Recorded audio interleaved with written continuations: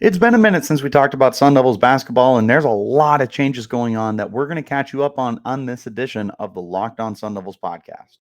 Are Locked On Sun Devils, your daily podcast on the Arizona State Sun Devils, part of the Locked On Podcast Network, your team every day.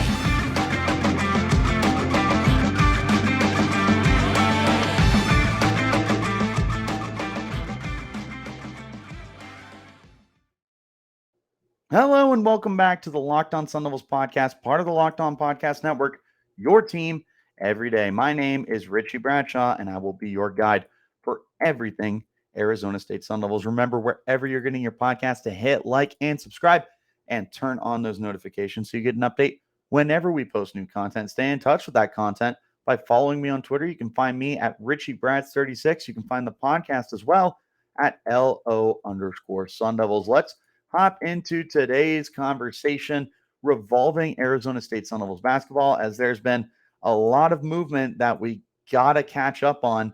And when I say a lot of movement, I mean, holy cow. If we're including everything that we've already talked about, which we're going to touch on very, very briefly, I'm not going to spend too much time about the guys we've already had conversations about, but nonetheless, holy cow, there's a whole lot of changes coming to Arizona State Sun Devils basketball. Spoiler alert, we might not even have the same starting five that we had last year heading into this upcoming season. That's how much change has been coming to Arizona State. Let's start with the guys that are coming into the program. So we have officially added 5 players right now. We have added Malachi Davis, who played at Tallahassee State, Tallahassee Community College, super small program. Obviously, it is a community college, so he is going to be a JUCO transfer. Can't wait to see him. He seems very exciting. He seems like a very good player. He absolutely tore up the March Madness tournament for the junior college level. Absolutely tore it up. He was averaging 17.1 points per game in 37 games played. Shot 50.5% from the field, 34.9% from deep, was 78.3% from the free throw line. This is probably, I won't say problem. I'll say hopefully this is the guy that can become your primary shooter and your primary point scorer, because last year, love him or hate him, Desmond Cambridge was that guy, and he definitely took a lot of shots and a lot of opportunities, whether they were there or not. You're hoping that Malachi Davis can potentially be your top point scorer. There weren't a lot of like guys for Arizona State that were averaging buttload of points per game. It was Desmond Cambridge last year, and he was averaging under 14 points a game. Honestly, if you can get the same production out of Malachi Davis, that's probably a win for you. He's one of the more interesting guys that are coming in, but we also have 2 LSU Tigers that are coming in. We have one San Francisco Dawn coming in, and the last guy is a Louisville Cardinal. We're going to run through them real quick. I don't believe I've talked about any of them. So first up, we have Adam Miller, guard from LSU, 6'3", 190 pounds. Last year was averaging 11.5 points a game. So this is a guy who was able to get on the court. He was one of their main starters. He was averaging 33 minutes a game, a flat 33 minutes. Was shooting not that great, but a lot of opportunity. He was averaging almost 11 shots per game. The unfortunate thing is from the field, he was averaging 33.6%. That absolutely has to improve.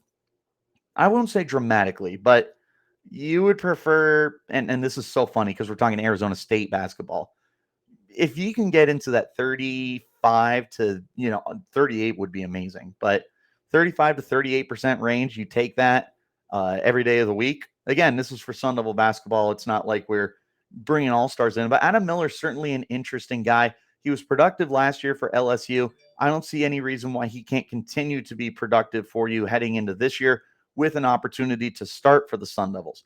Next up, you've got Zane Meeks. Meeks is going to be one of the big men that you have on the court, 6'9", 220 pounds. He's been really productive during his 4-year college career, started at Nevada for 2 years, moved on to San Francisco. Last year was averaging 20.9 minutes per game, but a good shooter for a big man. He was averaging 47.5% from the field. Didn't take a ton of three-point shots, was there, just not a dynamic guy, was averaging 32.4%, and then was shooting 73% from the line, averaging 10.9 points per game. Arizona State ran a lot of small ball last year, like short of Warren Washington's 7-foot self being on the court. You had a lot of guards. They started 4 guards on a consistent basis with the Cambridge brothers, with DJ Horne, and with, why am I drawing a blank? Frankie Collins. They ran a lot of small ball. So I don't know what the role is going to be for Zane Meeks, because we're going to talk about another big man that the Sun Devils brought in through the transfer portal. But maybe he can be kind of that Duke Brennan role for you, as the big man that you take off the bench that can provide some good defense for you and is a good enough shooter. I don't know that Zane Meeks is going to come in and be a starter for you, but you definitely like that you're adding more size to your court right now, because it's not that the small ball didn't work for the Sun Devils. I just think that you need to be able to have some bully ball guys, and Enoch Boakye wasn't getting on the court. Duke Brennan was averaging a decent amount of minutes, and Warren Washington was obviously a starter. Outside of them, though, I mean, even your depth, like Austin Nunez, Jemiah Neal, Luther Muhammad, those weren't big guys. It's a lot of guard play. So I'm excited to see that the Sun Devils are continuing to add big guys to this team, and just who knows what their plan is, honestly. Next up, Kamari Lands, a Louisville Cardinal that is transferring in. This guy is going to be a lot of projection. Last year was averaging 21.1 minutes per game, only 5.5 shots per game, was shooting 32.6% from the field, 32.1% from deep, but 87.5% from the free throw line. Now, keep in mind, he was averaging less than 2 free throw shots a game, but you'll take it, I suppose. 5.9 points per game. He is 6'8", 220 pounds. I can't remember if I mentioned that or not. So another big man. And like I said, I feel like he's going to end up being a lot of projection here. This is a guy who just didn't see a ton of time. Definitely more of a reserve player for Louisville. He was a freshman last year, though, so he's got a lot of time left for his career with the Sun Devils, as long as he doesn't transfer out after 1 year. But there will be time for him to kind of be stashed and developed. This is more good news, in my opinion, to continue adding bodies, big bodies, more importantly, to this court, to this bench, whatever you want to assume he's going to be. I presume he's probably going to be coming off the bench. Finally, the last guy they added, and this is one of the more exciting ads, even though there's not a ton of production to base it off of, is Shawn Phillips, 7 foot, 245 pounds. Dude is huge. Dude is absolutely huge. He's a freshman, so he's got 4 years remaining of eligibility. Or you know what? Is it only 3? He could have a 4th if he can get a red shirt, or I'm not 100% on how red shirts work in college basketball. But anyways, neither here nor there. Last year, didn't get a lot of time, appeared in 20 games, only 7.5 minutes per game, averaging just over 1 shot a game. So he was shooting 45.5%. Did not take any 3-point shots. Quite frankly, I'm not offended by that. When you're a 7 foot, 240 pound guy, I just want you to play tough in the paint. Only 53.8% from the free throw line, but he was literally averaging 0.7 free throw shots per game, for what it's worth. 2.2 rebounds, which, again, coming off the bench, you'll take it. Absolutely. 1.4 points. This is definitely not a guy that you're bringing in to average 10 points a game. You're bringing him in for some defense, and he's going to be one of the guys that I believe is going to be an integral piece of the defense that was so good last year for the Sun Devils. They're going to want to be able to repeat that, which is why they're bringing in some good defensive mentality guys. They're bringing in big bodies too. Shawn Phillips, 7 foot. Kamari Lands, 6'8", 220 for him as well. Zane Meeks, 6'9", 220. Phillips, I forgot to mention, was 245 pounds. There's a lot of big guys here. And they did bring in some other like actual shooters here, like Adam Miller, Malachi Davis, and everything. But I do like that they're getting those big men, especially when you consider what they lost to the transfer portal. I really like that. I really, really do. I'm excited to see what these guys will be able to bring for you. But the bottom line, I just appreciate trying to get bigger on the offensive side of the ball, bigger on your defense. Overall, I'm a fan of the direction they're going in right now. I want to talk to you guys about our friends at Built Bar. If you're looking for a delicious snack and you don't want all the sugar and calories, you have to try the best tasting protein bar ever built. You got to try this. If you're like me and you don't want to give up on compromising taste and you still want to eat healthy, I've got just the thing for you. It's Built Bars, it's Built Puffs. They're amazing, they're healthy, they taste good. They're so amazing, you won't think they're good for you. You got to try this. What makes Built Bars so good? Well, for starters, they're covered in 100% real dark chocolate. You heard me right, real chocolate. They come in unbelievable flavors too, like churro, peanut butter brownie, cookies and cream, and more. I'm just not sure how they do it, but these bars taste like a candy bar while maintaining amazing macros. What's even better is that Built Bars are healthy. Only 130 calories, 4 grams of sugar, but a whopping 17 grams of protein. And now you don't even have to wait to get a box. For years, we've been talking about ordering your Built Bars at built.com, but now you can get them at your local Walmart or Sam's Club, while you can still order your specialty flavors at built.com. So if you want to head to your nearest Walmart today, go to the pharmacy section and grab yourself a box of Built Bars. You can pick up a 4-bar box of cookies and cream, double chocolate bar, or coconut puff. If you're closer to Sam's Club, run in and grab a 13-bar box with our hit flavors, brownie batter puff, and churro puff. You can thank me later. Get yourself a great tasting protein bar. Get yourself the difference with Built Bar. Want to shout out to you guys, the everydayers. Love that you guys are here. So happy that you guys are here. Make sure that you tune in to to tomorrow's episode, as I got to interview one of the incoming transfers for Arizona State. I won't mention who, but make sure that you tune in for that. Flipping the script, here's the guys that ASU has lost so far, and boy, oh boy, is there a lot of them. You have got, in no particular order, I apologize for those of you that are watching on YouTube right now. I'm waiting for my light to come in that will illuminate me again. I've been recording in the dark. I am actually seriously relying on my phone's flashlight to brighten me up just a little bit. Hopefully, my light will be in sometime this weekend so that I'm not pitch black in the dark when I'm recording again. Anyways, for those of you that aren't watching, let's get back to the losses in the transfer portal. The vast majority of these guys have already landed in their spots. The guys that we have known are transferring. DJ Horne has landed at NC State. Austin Nunez has landed at Ole Miss. Enoch Boakye has landed at Fresno State. And then some recent transfers that have come out within the last week or so. Devan Cambridge lands at Oregon. Duke Brennan and Malcolm Flaggs land at GCU. And there's one more player that we're going to mention at the end of the podcast. I am going to leave you hanging there and make you listen to who the final player that has entered the transfer portal, final as of right now, that has entered the transfer portal. Looking at what you lost, I mean, first of all, you lost a lot. You legitimately are looking at a brand new starting 5 for next year. There is almost nothing returning here. Horne's gone, Cambridge is gone, Washington is gone, and Frankie Collins is in the NBA draft. And I mentioned DJ Horne.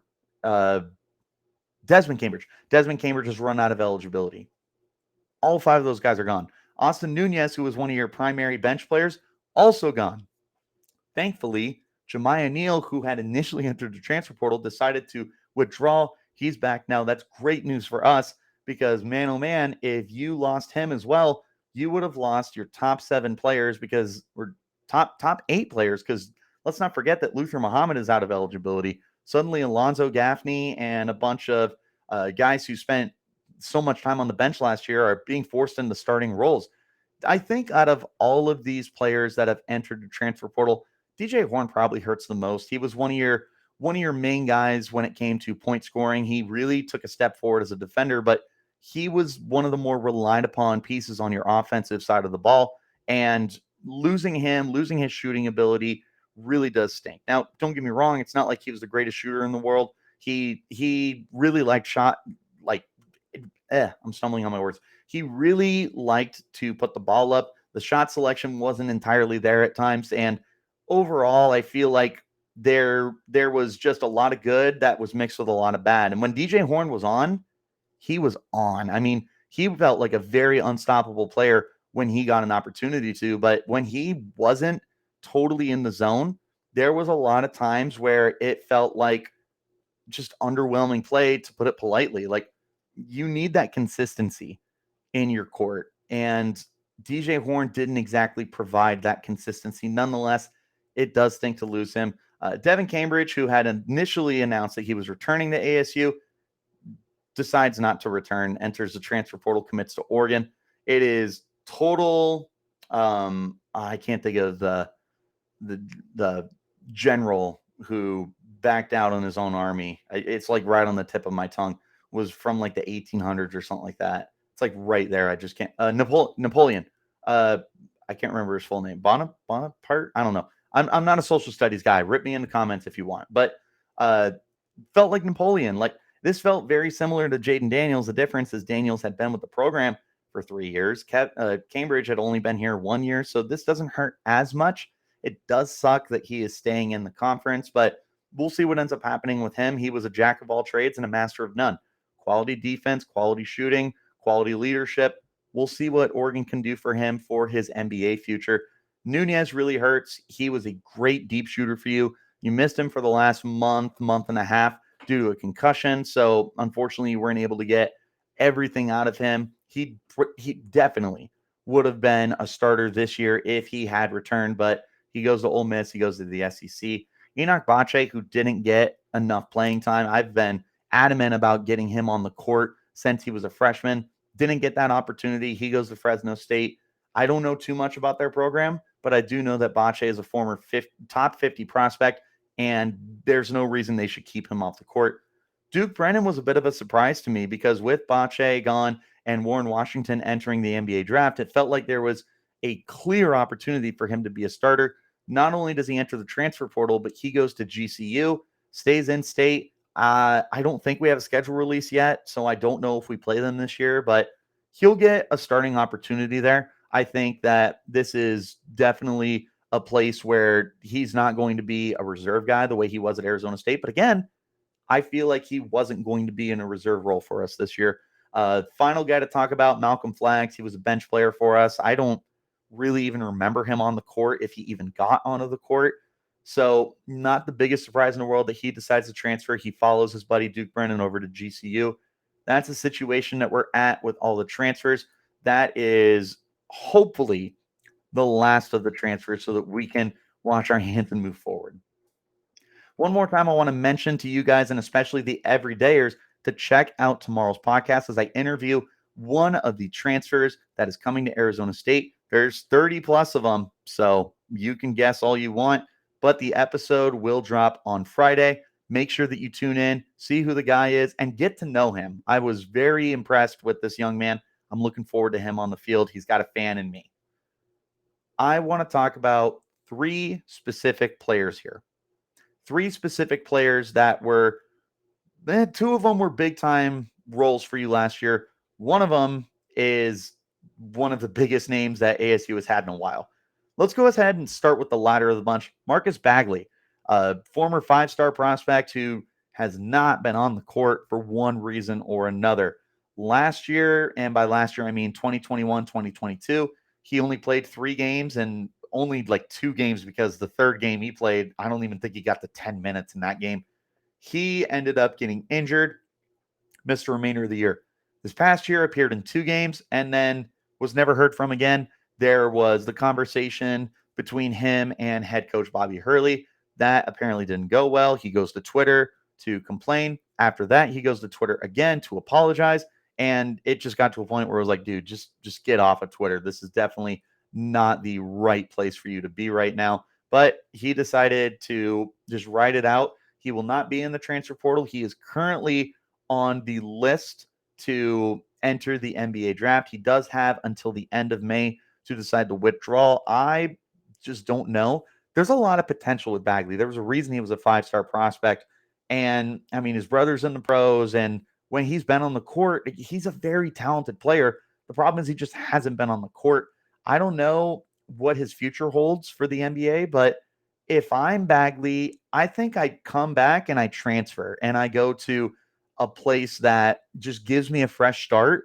I can, just move on past the drama that has been at Arizona State and just feel better about a new opportunity. That's what I would do if I was Bagley personally. But with the complications between Hurley, I think it's incredibly unlikely. I'd give it less than a 1% chance that Marcus Bagley is a Sun Devil in 2023, 2024. Next guy here, Frankie Collins. Collins was the main distributor for the Sun Devils last year. He had good defense. He was averaging 10 points a game, roughly in that ballpark. He was a really quality player for you, and it felt like there was potential for him to continue developing and becoming a very good player. He is currently in the NBA draft. He's listed on there right now. He has, similar to Bagley, until the end of May to decide whether or not he's going to withdraw from the process. If he does withdraw, I don't know why you would leave Arizona State, because you were a full-time starter with the team for all the games you played. There's an even better opportunity for you to continue being that guy, to turn into a vocal leader of this locker room and potentially be the face of Sun Devils basketball. There's that kind of opportunity for Frankie Collins. If I'm him, I absolutely weigh my NBA possibilities. For what it's worth, I do that with Bagley too. I absolutely weigh my possibilities and see, am I going to be a first round pick? Am I going to be undrafted? Both of them should absolutely do that. That's not what I want to portray here when I say I would go back to college. I just personally think that when it comes to college basketball players, unless you know you're going to be a first round pick, and maybe even like if you know you're going to be a top 10 pick, I feel like these guys need to come back and they need to play out their college careers, because the NBA loves the young players. And I feel like declaring as a 20-year-old and not really being a great prospect, I feel like that just hurts you more than if you stayed until you were 22 and proved to be a valuable player. I don't know. Comment, let's have a friendly debate and see what you guys think. I get the argument both ways. I truly do. But anyways, back to the conversation with Frankie.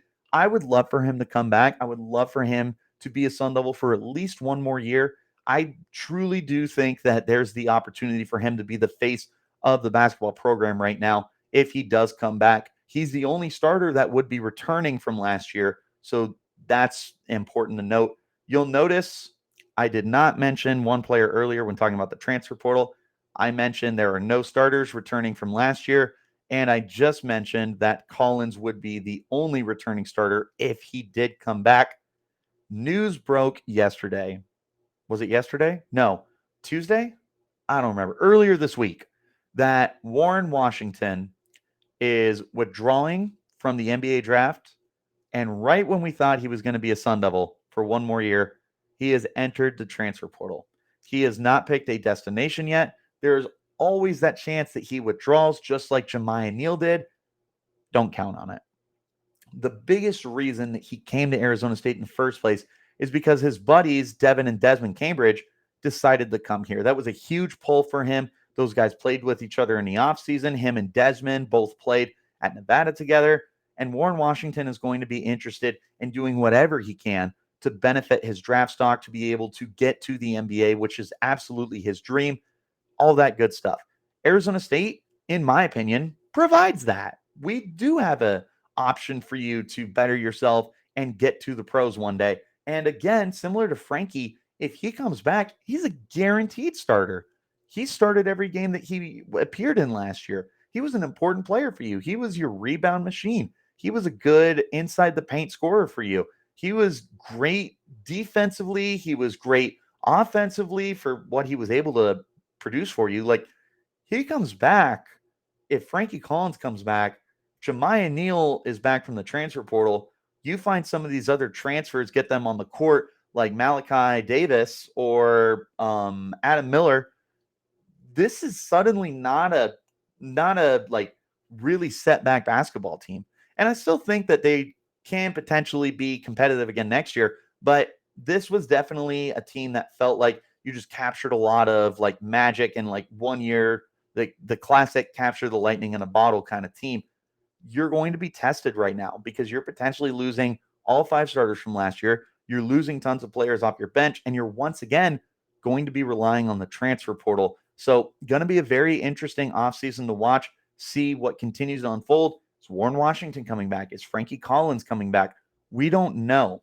We're going to be waiting to find out. In the meantime, The Sun Devils have added 5 players through the transfer portal. They might not be done. There are still guys out there to be had, and the Sun Devils should be incredibly interested in adding as much talent as they can so that they continue to be a March Madness team. It benefits everyone, and it benefits no one more than Bobby Hurley, who is going to be trying to get that lifetime contract in spite of the fact that he just signed an extension. You know as well as I do, he doesn't want to go anywhere unless it's probably a big name program, but neither here nor there. Point is, we want to see the Sun Devils stay competitive. We want to be on top of things. The best way we can do that is to subscribe, like, comment, share the Locked On Sun Devils podcast, as I will be keeping you up to date with everything that's going on with the best college in Arizona. So definitely do that. Turn on notifications so you get an update whenever we post new content, and make sure that you're following me on Twitter. You can find me at Richie Brads36, and you can find the podcast as well at LO_Sun Devils. That's all that I got for you guys. Remember, there is a player interview tomorrow coming out for Locked On Sun Devils. Keep an eye out for that. But until then, you keep it locked right here on Locked On Sun Devils.